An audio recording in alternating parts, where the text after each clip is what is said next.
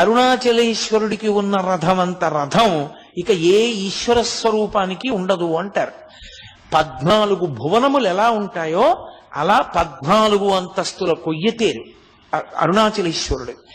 అది ప్రత్యేకించి కృత్తికా ఉత్సవానికి 8వ రోజున ఆయన నందివాహనారూఢుడై ఆ మరునాడు కొయ్యతేరు మీద వెడుతున్నప్పుడు ఆ విలాసం ఆ వైభవం చూసి తీరాలంటారు. అంత పెద్ద రథం, ఆ రథం వంక చూశారు.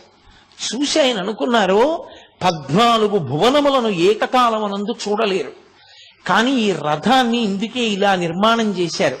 14 భువనములను నడిపించగలిగినటువంటి పరమేశ్వరుడే 14 భువనముల యొక్క రూపంగా ఉన్నటువంటి ఈ రథస్థితుడై ఈ లోకాన్ని నడుపుతున్నటువంటి వాడిగా రథంలో నడుస్తూ కనపడతాడు. అందుకే అరుణాచలంలో రథోత్సవం జరిగిన నాడు దర్శనం చేయడం అంత గొప్పదైంది అని భావన చేశారు.